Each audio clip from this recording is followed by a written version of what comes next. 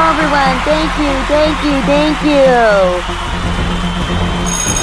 This is AJ Evans. Happy Friday night. And TGIF people, it's Friday, yes.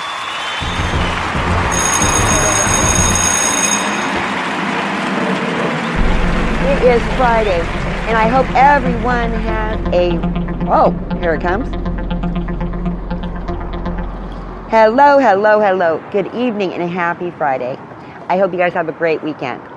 Well, I don't know when or if I'm going to air this audio, but this audio is something that I'm sending to someone, and I hope he listens to it.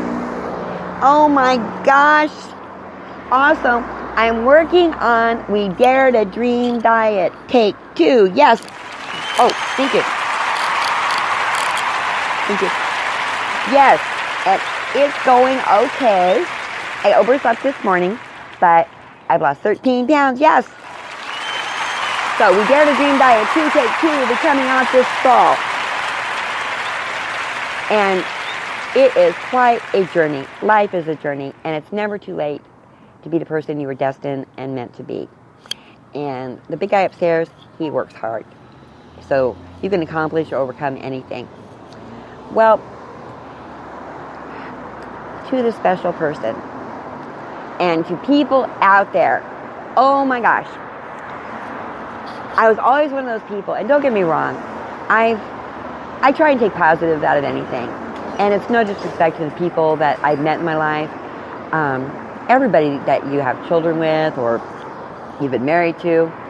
I've been married twice. I was married first time 3 years, and the second time I was with someone 24 years, almost 25.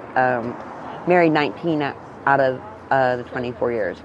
And we've got kids, and I wouldn't trade them for anything in the world. But when I was younger, growing up, I was always motivated, money. And I've always been one of those people that, don't get me wrong. Of course, I dated and all that. But when it comes to me for how I am, I don't care if you're white, black, young, old, where you come from. I used to go out with guys when I was a teenager, and, I'm going to inherit this, I'm going to this college, and I'm driving this. It's like, boring, check please. I don't care if people are poor or rich, where they come from. It's inside. If I don't like you, it's because you've been cruel to me. I don't care what other people say, hey, don't like her, don't like him. I make my own decisions. And I'm not perfect. I make a lot of mistakes. I've hurt people. No one's perfect. And what I've learned to all the younger people, life is a learning experience that never stops. And I am kind of weirdo. I'm open-minded to where whatever people wants to do, that's fine. I have many friends that are gay from all walks of life. And whatever people do is their business, and they have the right to do it. But I remember being a teenager, and these girls would be sobbing, I broke up with Billy, and oh my God, my life is over, and the heartache, the drama, the tears, the movies, oh my gosh, playing the same song over and over again. And I think, oh my God, what a dweeb. Are you kidding me? I'm never going to be one of those nuts. I was always very independent, and nothing wrong with that. I love business, I love promoting, I love all of that. I love, I used to own my own business for several years. I love, my dad taught me how to work for someone and how to be employed. And who doesn't? We all love getting to do what you love to do is the greatest thing in the world. Whether it's a teacher, a minister, an actor, an interviewer, each and every interview means everything to me. I've stopped it for now because of my situation. When and if I come back, I want to make sure that I can do the best job that I can do. But that's not what I'm here to talk about. All I want to do with my life is, when I'm old, know that I did the best I could, I tried as hard as I could, and that I let everyone know that God loves them. And it's never too late, whether you're 40, 50, 60, 70, to be the person you were meant and destined to be. And God, just when you think you get it, okay, this is my life, what God wants, He twirls you around and says, no, go this way. And you're thinking, okay, this is it. It's hard because I'm a very stubborn person, very motivated person. I want it now, I want it this way, that way. And it's hard to give your life over to God and say, okay, God, where do you want me to go? What do you want me to do? And just when you think it's this way, He pulls you back and, okay, sometimes he brings people in your life or situations for that time, and then something else comes.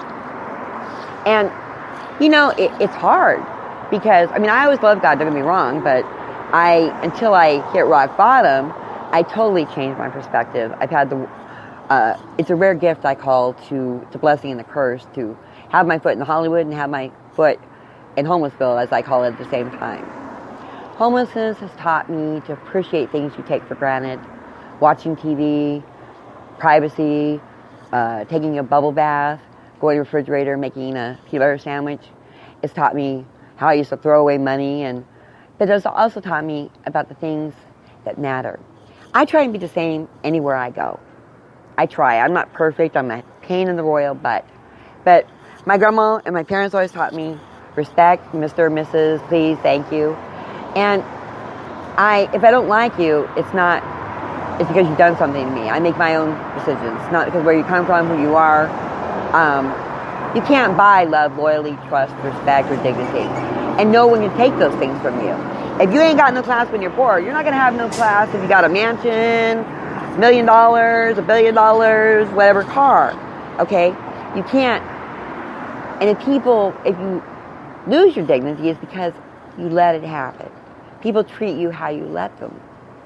And I'm kind of going off into directions, but I'm kind of an unusual kind of person. At least I thought I was. Now I'm finding out I'm just a late bloomer. I am independent, and I like that.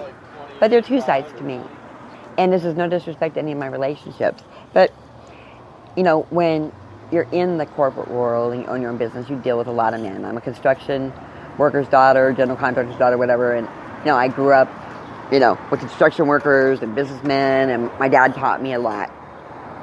So I can hold my own when it comes to that. So many men, I find, whatever, you're a dweeb.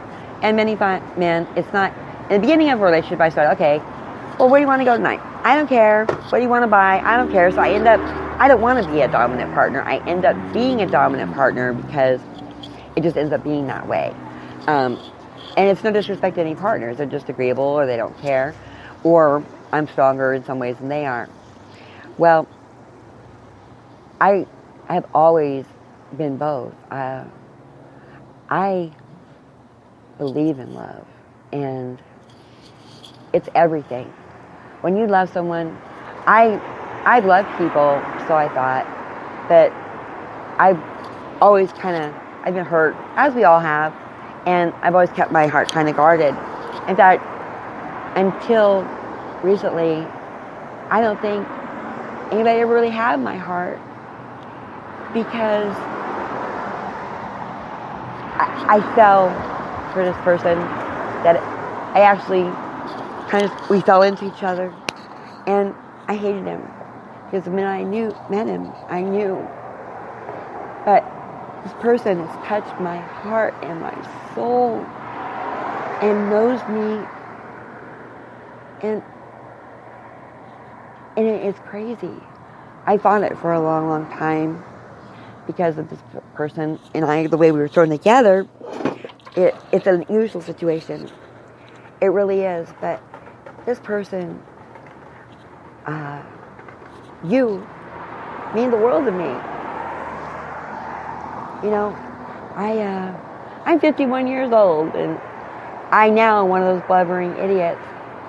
I never got it before. When I first started talking to you, I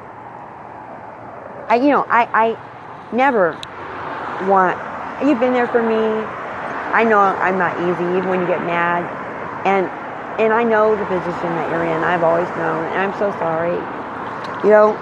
And parts of it I don't want to know. I don't need to know. But I kept, I started falling for you right away.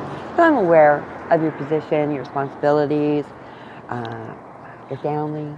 And you've always been my friend. And you always made time for me. And you always knew, just this time, that I needed somebody to take 5 minutes with me. And that meant everything to me. It still does. What's up, baby? I'm fine, thanks. And then, then I fell. But you know, I knew you cared. I've known it. It's funny, you know. Every day or every other day, I would meet you and I would fall in love with you more. And then you'd get mad at me. And then I purposely try to make you mad because I knew where I was headed way before I got here. So I could avoid this because I've never, ever felt like this. And the funny thing is that, yes, I'm so proud of your talent and your looks and who you are, but that's your job. That's not why I care about you. It's because you took the time to be my friend under the worst of situations. You know, I have a greater faith. And I thought, you know, it was me and Tony and this and that. And my miracle was that I loved somebody. I wanted that kind of love that I never had. Where, you know, people look at me and they see me crying like a blubbering idiot. And they think it's because I'm not doing my show or I'm having problems with Tony or,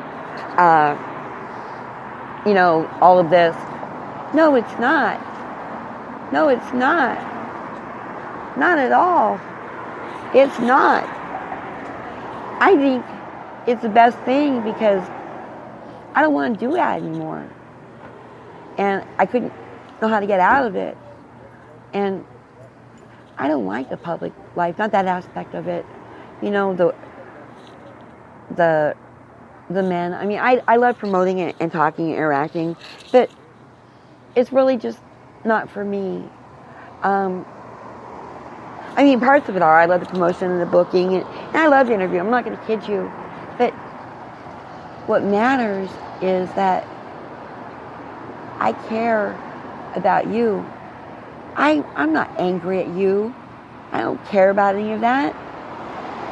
Everything has a reason. I don't care about the money. I don't care. I left social media because I needed to. The phony balonies and the who's who and the what's what was driving me crazy. And it doesn't matter. It's not worth it.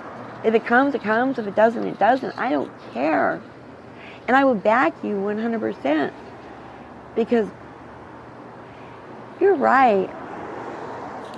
I need peace. And I'm happy. And the only reason I was running around social media, I don't really care. I was just looking for you. You know, I don't care about the money. People say things. I don't care. I just tell him he can do whatever he wants. Because see, the truth is, Mark, I was never going to be completely honest, but you asked me to speak from my heart. I know you care about me. You don't bebop at 4 o'clock in the morning just to say hi for nothing. I know that. I felt it. And I've never felt so drawn and so much love. And I fought it for a long time because I don't want to be an intrusion in your life. I don't want to be a burden. I don't want to be an obligation or a guilt. And I don't even really to this minute know the whole extent of your personal relationship. But when you asked me to speak from my heart, I fought it for so long. But that's something I don't want to do anymore. That day that I called you and panicked you out, I just needed you because there were so many people doing this and doing that, and I just needed to hear your voice. And I'm sorry, I know I scared you. Mark, you could do anything, and I would back you. That's the only way I know how to love. This is my heart, my soul, my mind, and my body. My dad did many things and taught me. When you care, that's the kind of love that my dad had for me. I could tell my dad anything. Okay, well, let's fix it. Okay, how are we going to do it? It doesn't matter. And where we started out doesn't matter. It doesn't matter. I don't care about money.